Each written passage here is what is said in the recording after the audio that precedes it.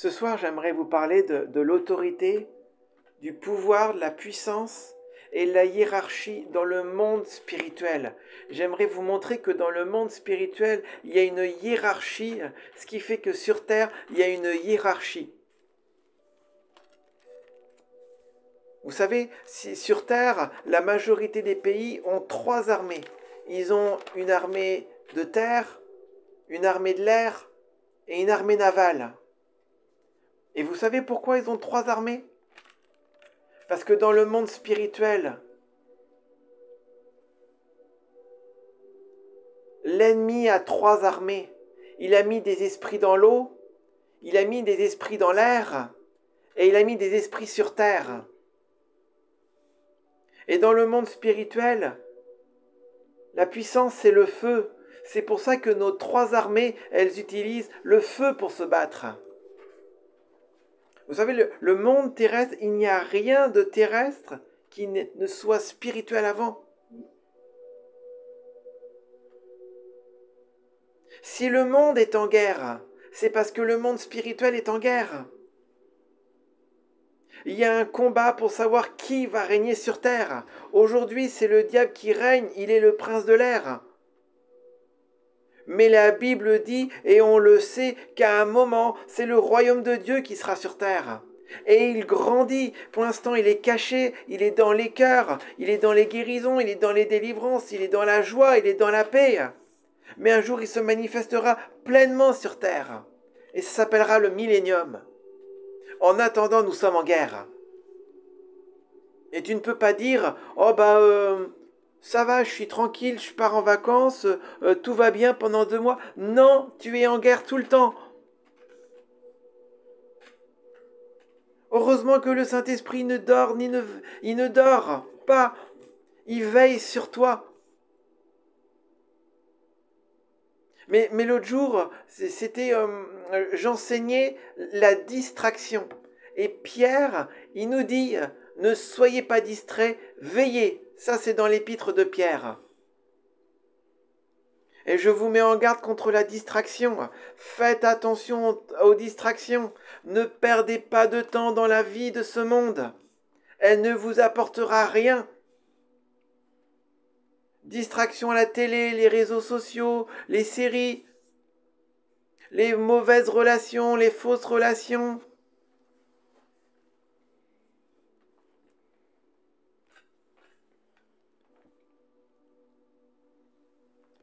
Oui, achète-toi une arme, David. La Bible dit de nous recouvrir des armes de l'esprit. De l'armure du chrétien, parce que c'est dans l'esprit que l'on se bat. Et vous voyez, il y en a une arme ici, ça s'appelle la parole de Dieu. C'est l'épée.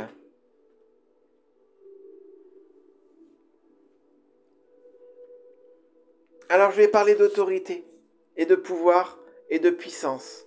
Lisons Matthieu au chapitre 10 et au verset 1. Matthieu 10, verset 1. Puis, ayant appelé ses 12 disciples, il leur donna le pouvoir de chasser les esprits impurs et de guérir toute maladie et toute infirmité. Puis après, les versets 8 à 10 qui disent la même chose.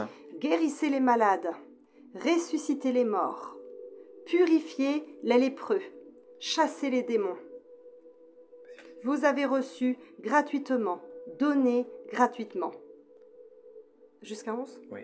Ne prenez ni or, ni argent, ni monnaie dans vos ceintures, ni sac pour le voyage, ni 2 tuniques, ni souliers, ni bâton, car l'ouvrier mérite sa nourriture.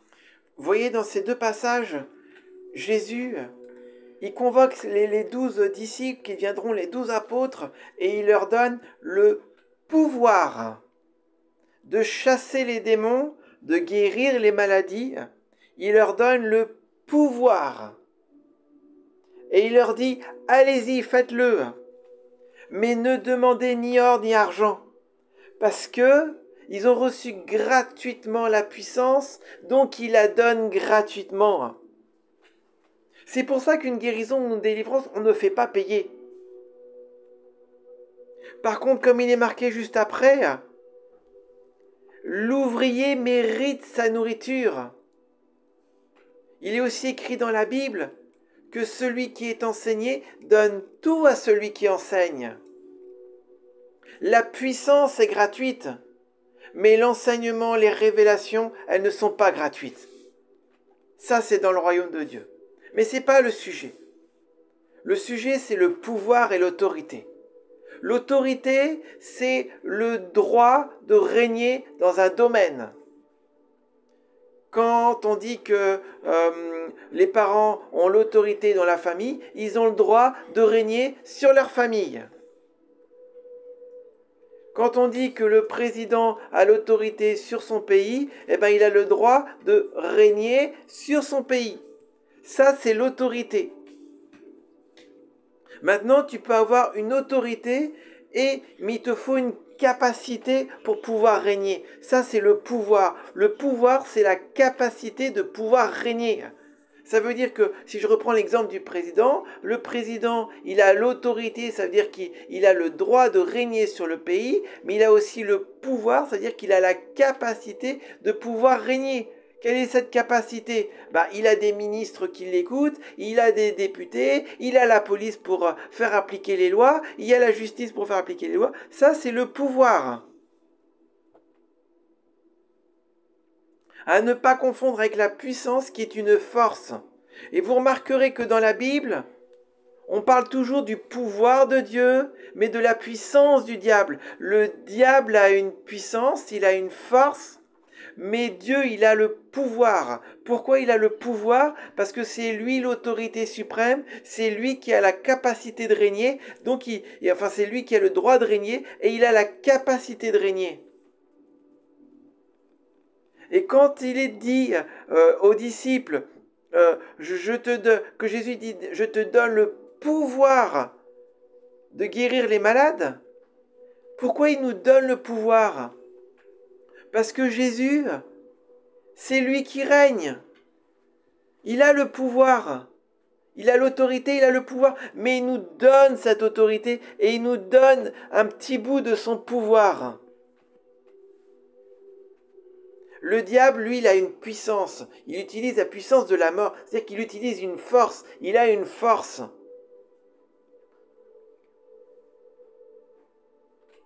Vous saisissez la différence entre autorité, pouvoir et puissance?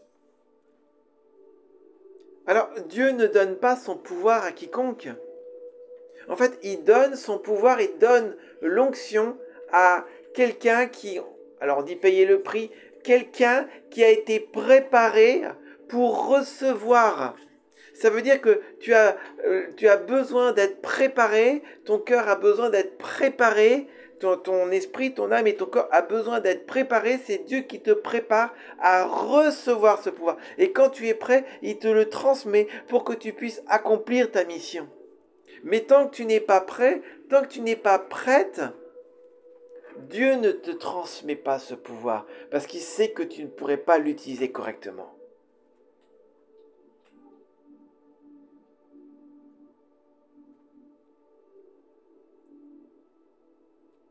Ça, c'est l'autorité, le pouvoir et la puissance. Jésus a repris l'autorité. Initialement, Dieu avait donné l'autorité à l'homme. Il lui a dit à Adam, domine sur la création.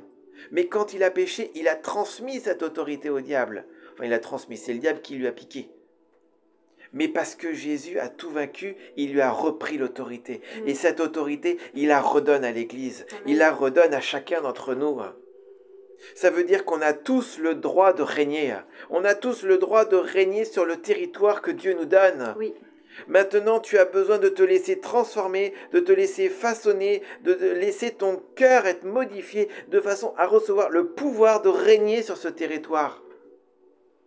Sinon, tu ne rentres pas dans ta destinée. Tu as la terre promise, tu as une terre promise qui t'est offerte, mais tu n'as pas le pouvoir de rentrer et de régner sur la terre promise.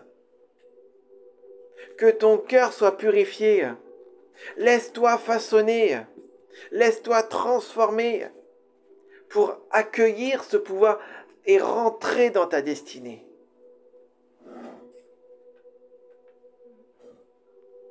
Alors, les armées sur terre, Je ne sais pas si vous avez vu, mais bon, elles sont très hiérarchisées. Il y a je ne les connais pas, les grades, mais voilà, il y a le général, le colonel, le capitaine, le sergent. Vous savez, les armées spirituelles, elles sont très hiérarchisées.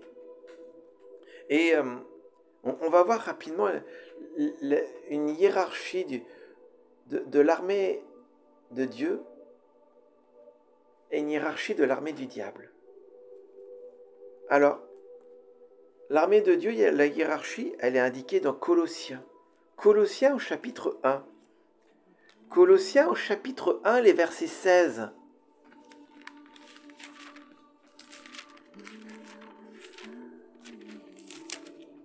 Colossiens chapitre 1, versets 16 à 18. Car en lui ont été créées toutes les choses qui sont dans les cieux et sur la terre, les visibles et les invisibles, trône, dignité, domination, autorité. Vous voyez, il y a quatre grades. Trône, les trônes, dignité, les dignités, les les dominations les autorités. et les autorités. Tout a été créé par lui et pour lui. Toutes ces grades, je vais employer le mot grade, je ne sais pas si c'est le mot le plus adapté, tous ces grades ont été créés par Jésus et pour Jésus. Et on va voir un endroit de la Bible qui parle un peu de ces grades. Je ne vais pas rentrer en détail.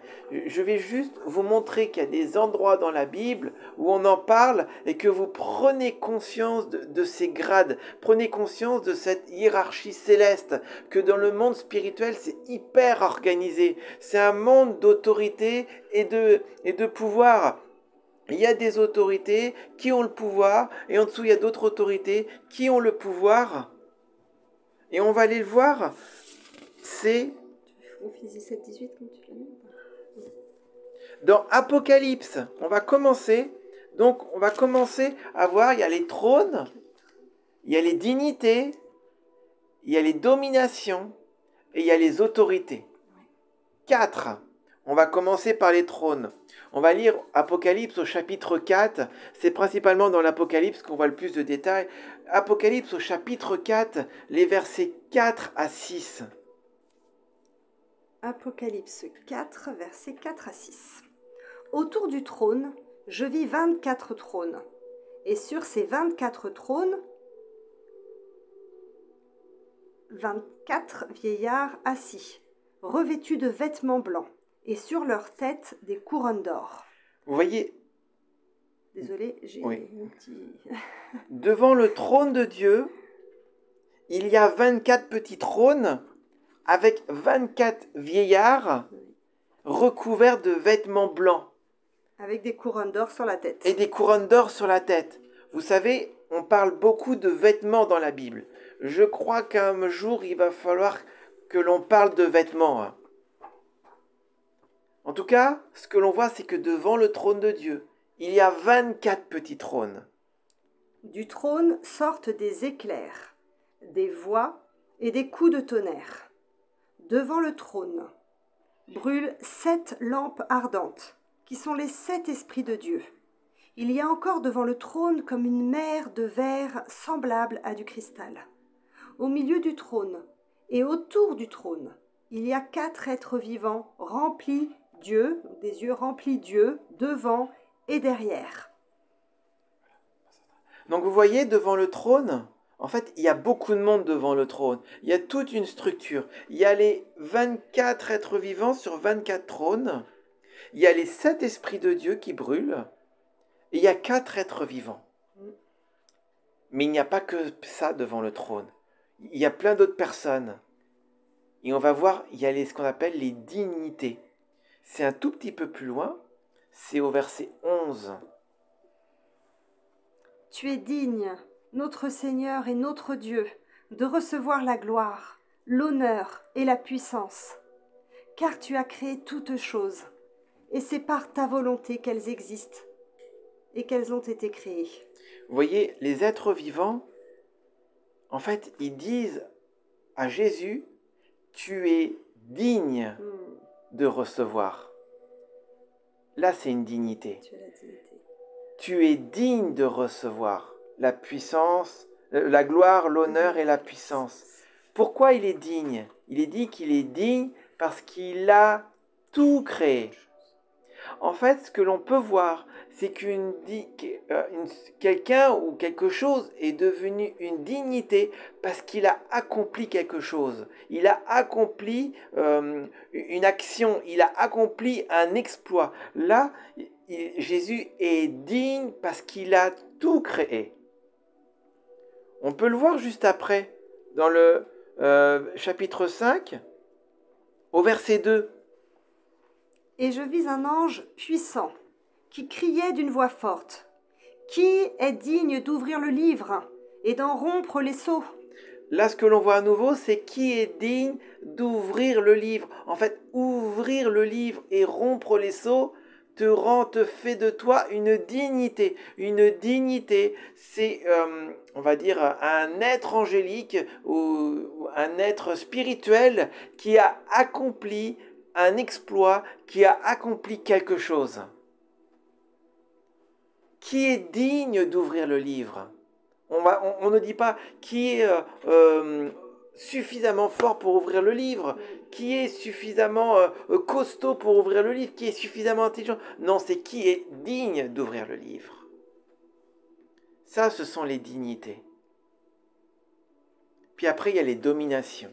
Alors, les dominations, en grec, ça se dit arc, et ça veut dire domination, au commencement, magistrat, juge, celui qui ordonne. C'est important parce que, en fait, le mot domination, donc là, ici dans la Bible, ça parle d'une structure spirituelle, mais en fait, à chaque fois que dans la Bible, on parle des juges et des magistrats, c'est le même mot. En fait, une domination, voilà, c'est un juge, un magistrat, c'est celui qui ordonne et qui est au commencement d'une action. Et justement, on le voit dans le chapitre 5 au verset 2. Qu'est-ce qui est écrit? On peut le relire. Puis, et je vis un ange puissant qui criait d'une voix forte. Qui est digne d'ouvrir le livre et d'en rompre les sceaux? Voyez cet ange puissant qui dit d'une voix forte. Il dit qui est digne? En fait, il est à l'origine d'une action. Ça, c'est une domination. Parce qu'il est à l'origine de quelque chose de nouveau. Il agit comme un juge qui prend une décision. Ça, c'est une domination. Il faut voir les dominations comme des juges et des magistrats. Et en grec, il n'est pas dit et je vis un ange puissant qui criait d'une voix forte. Il est écrit en grec et je vis un ange puissant qui parla avec autorité.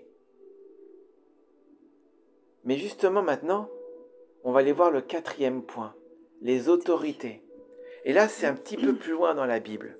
On va aller voir dans Apocalypse, au chapitre 14, verset 18. Apocalypse 14 au verset 18. Et un autre ange, qui avait autorité sur le feu, sortit de l'autel.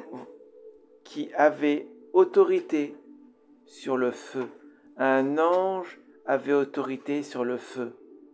Une autorité, c'est un ange, en tout cas une structure spirituelle, qui a le droit de régner sur un élément de la création. La Bible parle des anges qui ont autorité sur le feu, des anges qui ont autorité sur le vent, des anges qui ont autorité sur l'eau, des anges qui ont autorité sur les montagnes. Une autorité, c'est une structure spirituelle qui a le droit de régner sur un élément bien précis de la création. Vous comprenez? L'armée angélique, comment elle est structurée? Il y a les trônes, il y a les dignités, il y a les dominations et il y a les autorités. On va aller voir l'armée des ténèbres, l'armée du diable. Alors il y a un passage qu'il a décrit. En fait, il y en a plusieurs des passages. Je vais en lire un. C'est dans Éphésiens au chapitre 1. Éphésiens au chapitre 1, les versets 20 et 21. Alors il y a aussi Éphésiens 6 quand on parle de l'amélioration de chrétiens. Mais on va lire Éphésiens 1. Versets 20 et 21. Il l'a déployé en Christ, en le ressuscitant des morts, et en le faisant asseoir à sa droite dans les lieux célestes, au-dessus de toute domination, de toute autorité, de toute puissance, de toute dignité, et de tout nom, qui peut être nommé, non seulement dans le siècle présent, mais encore dans le siècle à venir. Vous voyez, on retrouve des dominations, des autorités. Alors là, il y a les puissances Et les dignités. et les dignités. On retrouve. Est-ce que vous savez pourquoi on retrouve la même structure et on retrouve les mêmes grades? Est-ce que vous savez pourquoi? Mais il y a un grade supplémentaire. Pourquoi on retrouve les mêmes grades? On retrouve les mêmes grades parce que lorsque le diable a chuté, la Bible dit qu'il a entraîné un tiers des anges avec lui. Mais il a entraîné des dominations, des autorités, des dignités qui étaient avec Dieu. Il les a entraînées avec lui. Mais elles sont devenues des autorités, des dominations, des dignités dans l'armée du diable. Et il y a un grade supplémentaire. Il y a un grade supplémentaire qu'on appelle les principautés. Une principauté, c'est on va dire un mauvais esprit. C'est un mauvais esprit qui règne sur un territoire physique, un petit bout de la terre. Par exemple, il y a une principauté sur chaque ville, il y a une principauté sur chaque pays. Ça, c'est un grade supplémentaire qu'il y a dans l'armée du diable. Pourquoi il y a ce grade supplémentaire dans l'armée du diable qu'il n'y a pas dans l'armée de Dieu? Tout simplement parce qu'aujourd'hui, c'est le diable qui règne sur terre. Mais un jour, toutes ces principautés vont disparaître. Toute l'armée du diable va disparaître. Et la Bible dit que Dieu ne va pas installer des principautés, mais la Bible dit que c'est nous qui régnerons sur terre. Nous serons à la place des principautés. Certains régneront sur un petit village, d'autres un hameau, d'autres une grosse ville. Ça va dépendre de beaucoup de paramètres. On ne va pas rentrer là-dedans ce soir, mais ça va dépendre de beaucoup de paramètres. Alors on va aller voir quelque chose sur l'Église, parce que l'Église aussi elle a un rôle à jouer dans ces deux armées. C'est dans Éphésiens au chapitre 3, versets 10 et 11. Écoutez bien ce qu'il y a de marqué. Éphésiens au chapitre 3, versets 10 et 11. Ce que vous remarquez, c'est que je lis beaucoup de passages d'Éphésiens, parce que le livre des Éphésiens, c'est un manuel pour faire la guerre. Je répète, le livre des Éphésiens, c'est un manuel pour faire la guerre. Allez, lisons Éphésiens au chapitre 3, versets 10 et 11. C'est pourquoi les dominations et les autorités dans les lieux célestes, connaissent aujourd'hui par l'Église la sagesse infiniment variée de Dieu, selon le dessein éternel qu'il a mis à exécution par Jésus-Christ, notre Seigneur. Vous imaginez ce qu'il y a de marqué? En fait, ce qu'il faut imaginer, c'est que dans le monde spirituel, personne n'avait imaginé la venue de Christ et de l'Église. Personne ne s'y attendait. Et donc quand l'Église a commencé à exister sur terre, quand Christ a commencé à se manifester sur terre, personne s'y attendait, mais Dieu a mis toute la sagesse dans l'Église et dans Christ. Il a mis toute la sagesse là, et là on a les dominations et les autorités qui sont là, qui sont sur terre et qui regardent l'Église en se disant mais ils ont une sagesse supplémentaire, c'est de là-bas que je vais aller tirer la sagesse, parce qu'ils ont la sagesse divine, ils ont quelque chose que nous on n'a pas, on existe de toute éternité, mais Dieu leur a donné quelque chose de plus. La sagesse infiniment variée de Dieu. C'est ça ce que chacun d'entre vous, vous avez une sagesse que les dominations et les autorités dans le ciel n'ont pas. Prenez conscience que vous avez une sagesse, et si vous avez l'impression de ne pas avoir de sagesse, demandez-la et vous la recevrez. Regardez ce qui est marqué dans la première épître aux Corinthiens, 1 Corinthiens chapitre 15. 1 Corinthiens chapitre 4, versets 25 à 26, 24 à 26. 1 Corinthiens 15, c'est le chapitre de la résurrection. Regardez ce qui est écrit. Ensuite viendra la fin, quand il remettra le royaume à celui qui est Dieu et Père, après avoir réduit à l'impuissance toute domination, toute autorité et toute puissance. Vous voyez, qu'est-ce qu'il va faire Jésus? Toutes les dominations, les autorités, les puissances qui règnent sur terre, tous ces grades dans l'armée des ténèbres, Jésus va les réduire à l'impuissance. Amen. Et il est dit juste après que le dernier ennemi sera la mort. Il va réduire à l'impuissance tous les ennemis. Alors il remettra le royaume au Père.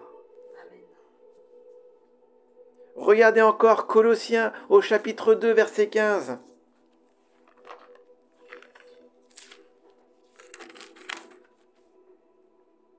Colossiens 2, verset 15. Il a dépouillé les dominations et les autorités et les a livrées publiquement en spectacle, en triomphant d'elles par la croix. Vous voyez les dominations et les autorités de l'armée des ténèbres. Elles étaient là, hautement gradées. Elles ne s'y attendaient pas. Quand il y a eu la croix, en fait, il y a eu la croix, elles ne s'y attendaient pas. Elles se sont faites avoir, elles sont tombées dans un piège et Jésus les a dépouillées. Amen. C'est pourquoi il nous a rendu l'autorité. Il nous a rendu l'autorité pour guérir les malades, chasser les esprits. Alors il ne faut pas faire n'importe quoi, mais prenez conscience que vous avez autorité, parce que les dominations, les autorités ont été livrées en spectacle. Mais ça, c'est la hiérarchie dans le ciel. Mais il y a aussi la hiérarchie maintenant terrestre. Et l'armée terrestre, elle a aussi une hiérarchie.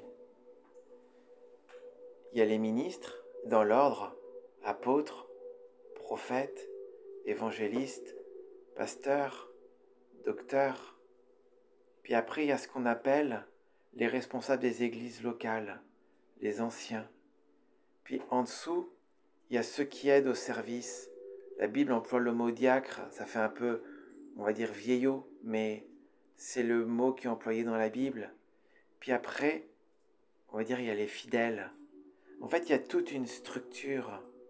Et quand toi, tu te soumets à une autorité, alors l'onction qui coule sur la structure, elle coule sur toi. Parce que si Dieu a établi un ministère quelque part, s'il a établi un ministère, c'est parce que Dieu déverse aussi sa puissance, et Dieu déverse son pouvoir, Dieu déverse l'onction sur ce ministère. Mais si toi, tu te mets... tu te soumets, tu te mets sous l'autorité de ce ministère, alors ce pouvoir, cette onction qui s'écoule sur ce ministère, il s'écoule sur toi.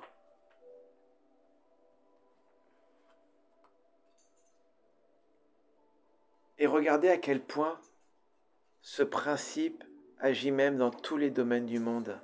C'est le verset par lequel je vais terminer.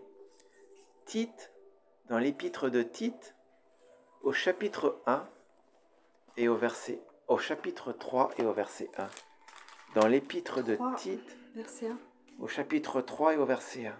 Rappelez-leur d'être soumis aux magistrats et aux autorités. En fait, les mots grecs ici, c'est rappelez-leur d'être soumis aux dominations et aux autorités.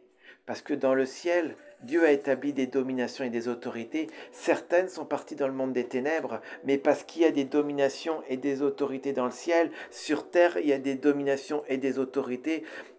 Et parce qu'on a besoin d'être sous les dominations, d'être, on va dire, sous la protection de ces dominations et ces autorités, pareil, sur terre, on en a aussi besoin.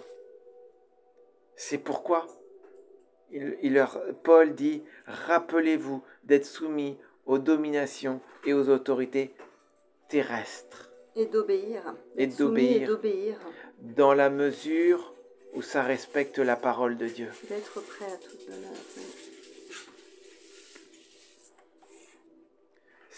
L'autre jour, je parlais de la couverture spirituelle. C'est ça la couverture spirituelle. C'est se mettre sous la protection d'une structure spirituelle dans laquelle la puissance et l'onction coulent. Parce que sinon tu es tout seul. Je me demandais quelle Bible. Je t'interromps pas. Voilà, quelqu'un demandait quelle Bible on lit. C'est la Bible Louis II, la version, je ne sais plus laquelle, mais c'est la Louis II. 20. Genèse 79, non? Bah c'est voilà, de Genève de 1979.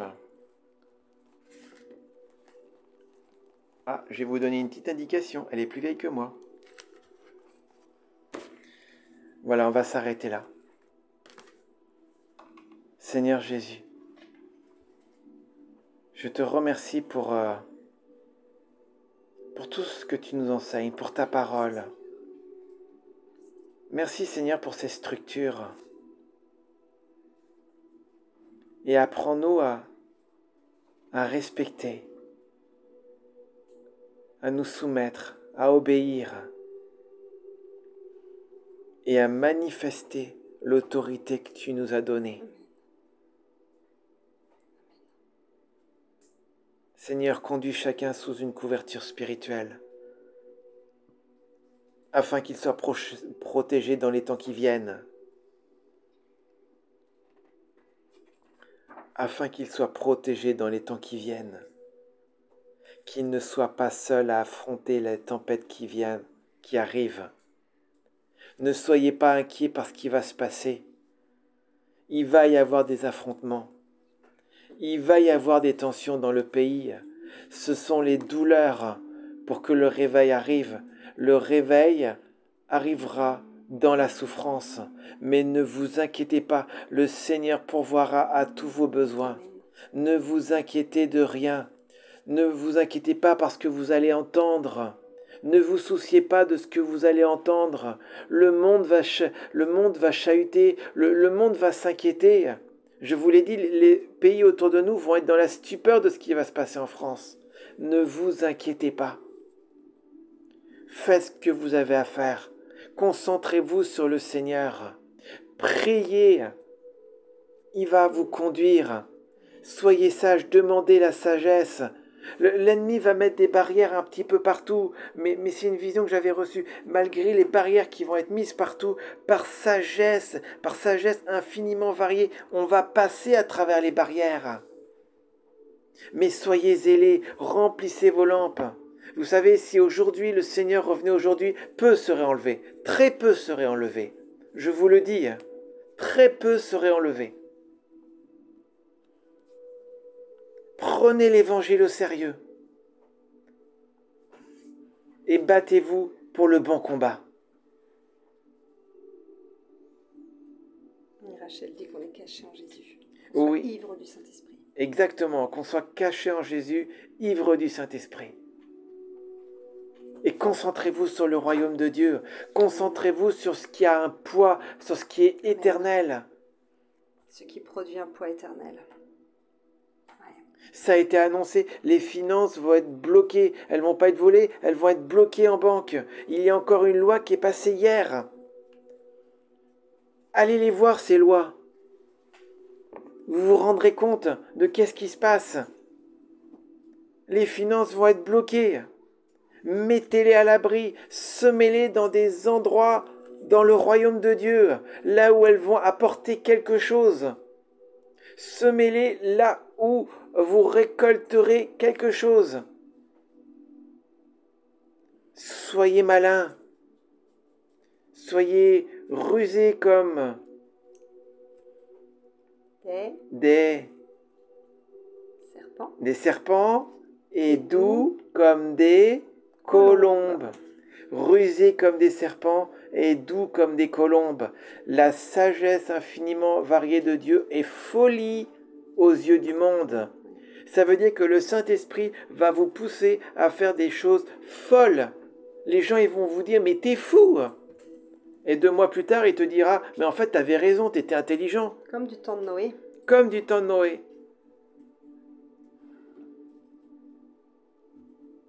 T'es fou, puis au secours, aide-moi. Ce sera ça. Mais tu fais n'importe quoi. Mais t'es malade. Et 3 mois plus tard, au fait, tu peux m'aider.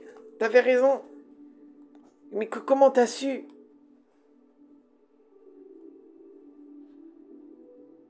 Oh Seigneur Jésus, je t'apporte tous ceux qui sont connectés. Merci Seigneur. Je veux vraiment les bénir. Qu'ils soient visités par ta présence, visités par ton amour, que là encore tous ceux qui sont malades puissent guérir au nom de Jésus-Christ, que ton peuple soit fortifié, que le peuple de France et de la francophonie soit réveillé et fortifié. Qu'ils soient forts en toi, qu'ils aient un esprit fort, qu'ils ouvrent les yeux, qu'ils voient la guerre qu'il y a en face d'eux, la guerre qui fait rage. Chaque jour, le gouvernement voit des envoûtements. Soyez solides. Priez, priez en langue pour ceux qui le peuvent. 1/2 heure, 1 heure, 2 heures, en tout temps, quand vous faites vos courses, dans la voiture. Libérez le ciel qui est au-dessus de vous. Amen. Recouvrez-vous du sang de Jésus. Restez en communion les uns avec les autres. Faites attention à vos relations. Et restez dans la paix. Restez dans la joie. Manifestez la paix de Christ. Le Seigneur revient bientôt. C'est notre espérance. Les ténèbres augmentent, la gloire aussi. Si vous voulez bénir le ministère, nous bénir, vous pouvez retrouver un lien pour faire des offrandes sur notre page Facebook. Page Facebook, Guérison pour la francophonie. Vous tapez sur Google, vous la trouvez.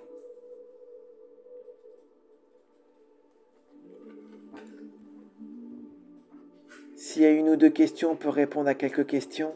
Sinon, on va se retrouver lundi soir. Bonsoir au Togo. Je viens de voir quelqu'un qui nous salue du Togo. Et tout à l'heure, il y avait quelqu'un de l'île Maurice. Mais... Ah, bonsoir l'île Maurice. Bonsoir le Togo. À nouveau, je relance. Nous sommes Guérison pour la francophonie, un centre chrétien évangélique d'enseignement, de guérison, de délivrance. Si vous avez à cœur de nous inviter pour une conférence, si vous êtes une assemblée, un groupe de maison, que vous voulez nous inviter en France ou à l'étranger, écrivez-nous, nous nous déplaçons.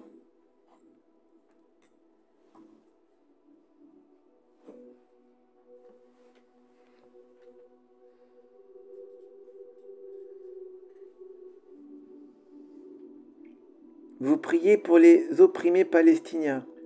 Ah là, c'est un sujet, c'est une pente glissante, l'histoire de la Palestine et d'Israël. Sachez seulement une chose, et je n'en dirai pas plus, mais finalement tout est dit. Le peuple d'Israël est le peuple élu de Dieu, et ceux qui prient pour Israël seront bénis. Ceux qui prient pour Jérusalem seront bénis. Qui dit quelqu'un? J'aimerais vous inviter. Emmanuel Christ. Écris-nous sur TikTok, Emmanuel Christ.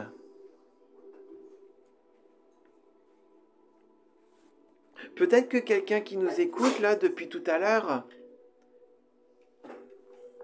quelqu'un qui nous écoute n'a pas donné sa vie à Jésus.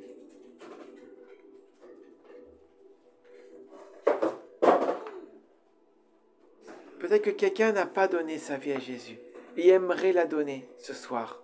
Est-ce qu'il y a quelqu'un qui n'a pas donné sa vie à Jésus? Donner sa vie à Jésus, c'est l'accepter dans votre cœur. C'est lui demander de venir vous aider, vivre votre vie avec lui. Jésus attend cela. Il est mort à la croix pour vous guider vers Dieu le Père. Il est mort pour que vous puissiez être aimé par Dieu, pour que vous puissiez le rencontrer, que votre vie change, que vous passiez du royaume des ténèbres au royaume de Dieu, que vous ayez la vie éternelle. Alors, est-ce qu'il y a quelqu'un ce soir qui n'a pas encore rencontré Jésus, pour qui Jésus n'est pas encore son Sauveur et son Seigneur?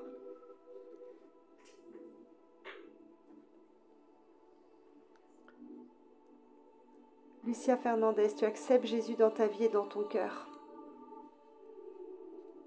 Est-ce que tu as déjà prié? Est-ce que tu as déjà demandé à Jésus cela? Est-ce que tu lui as déjà dit pardon pour tes péchés, pardon, et que tu l'acceptes pleinement? C'est merveilleux. Alors Elisa, pour répondre, oui, il faut prier pour tous les opprimés. Mais faites attention à comment vous priez pour Israël et Jérusalem. Israël et Jérusalem, malgré tous leurs péchés et tous leurs défauts, ça reste le peuple de Dieu. Et celui qui prie en faveur d'Israël et de Jérusalem est béni. C'est le peuple de Dieu, on n'y touche pas.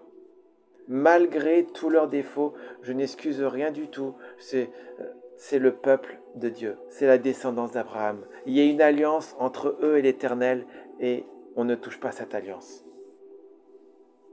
Et la Bible aussi dit de ne pas se tromper de combat.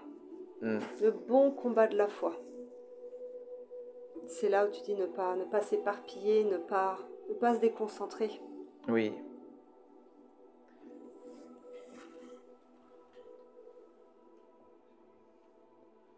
Est-ce qu'il y a quelqu'un qui aimerait donner sa vie au Seigneur? Je suis très heureux pour toi, Ramona. Tu as commencé à prier en langue. J'ai l'impression que je viens de parler en langue. J'ai peine à croire. Merci Seigneur. Continue. Eh ben, continue. Oh, gloire à Dieu, Ramona. De toute manière, tu viens de te faire baptiser. Tu vas marcher avec Jésus, hein? On te l'avait dit qu'il y a des choses qui allaient se passer. Mais... Félicitations encore pour ton baptême, Ramona. Au fur et à mesure. Je suis très content pour toi, Ramona. Ah, c'est super, Lucia Fernandez. Il va se passer des choses. Reviens aussi lundi soir, qu'on puisse prier pour toi. Quand le Seigneur va commencer à toucher en profondeur ton cœur, tes blessures, ça va couler sur ta famille.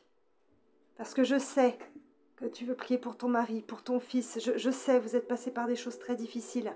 Mais d'abord, toi, tu dois guérir. Si tu guéris, tu vas briller sur ta famille. Ça coulera après sur ton mari et ton fils. Tu vas être vraiment cette lumière. Tu vas briller. En fait, c'est un peu ce que le proverbe dit. Tu ne peux pas aider si toi, tu n'es pas aidé. Bonsoir, frère béninois. Bonsoir, Jonas.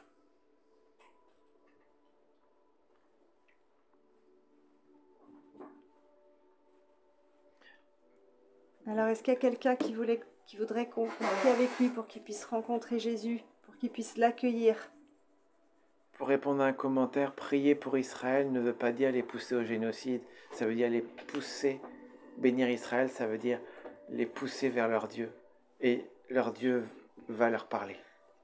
Il y a Saint Michael Archange qui te demande, papa, je veux être rempli du feu du Saint-Esprit. Mais on va prier pour les deux alors. Pour ceux qui veulent accueillir Jésus et ceux qui veulent être remplis du Saint-Esprit, on va peut-être après. Ah oui, puis après on va s'arrêter là. Ok, Ramona. Oh, Talu, tu vas pas fort là. On va prier pour ceux qui veulent recevoir Jésus et après pour le baptême du Saint-Esprit, puis on s'arrête.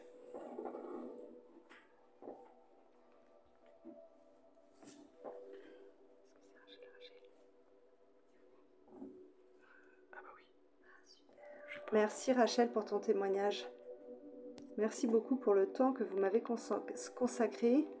Ça a même touché un réveil dans ma famille. Que ta famille soit bénie. Mais quand tu vas continuer encore à vivre tes guérisons, c'est pareil, ta famille va être touchée. C'est pour ça que vous devez vraiment vous consacrer, passer du temps avec Dieu. Être guéri, le louer, parler en langue, lire sa parole. Et plus vous êtes transformé, plus votre famille est touchée, parce que vous êtes un autel pour votre famille. Cherchez d'abord le royaume de Dieu et sa justice, et toute chose vous sera donnée par-dessus tout. Toute chose, Dieu va s'occuper de tout le reste. Mais d'abord, c'est à l'inverse de ce qu'on penserait humainement. D'abord, on s'occupe du royaume de Dieu, et Dieu s'occupe de tout ce qui vous environne. Ça, c'est une clé. Je vis une autre dimension avec Dieu. Merci encore. Oh, quelle joie. Merci Rachel. Sois bénie. C'est merveilleux. La douce, moi je viens d'arriver, vous voulez arrêter? Non, on va prier encore un peu. Ah oui. Je reviens. On part pas tout de suite. Ouais. On va prier. On va prier pour tous ceux qui aimeraient déjà recevoir Jésus dans leur vie. Il y a eu 3 personnes déjà ce soir. 3 personnes ce soir, au moins 3 qui ont donné leur vie au Seigneur. Pour tous ceux qui ont envie, qui ont à cœur ou qui aimeraient recevoir Jésus, je vous invite à faire cette prière et répéter après moi. Seigneur Jésus, Seigneur Jésus, ce soir, je t'ouvre mon cœur. je t'ouvre mon cœur. Viens, Viens, je t'accueille. je t'accueille. Je reconnais Je reconnais que j'ai fait des erreurs, que j'ai fait des erreurs, des péchés. des péchés. Pardonne-moi, Seigneur, Pardonne-moi, Seigneur, et rentre en moi. et rentre en moi. Sois mon Sauveur, Sois mon Sauveur, sois mon Seigneur. sois mon Seigneur. Enseigne-moi, Enseigne-moi. je veux te suivre. Je veux te suivre. Change-moi, Change-moi. change ma vie. Change ma vie.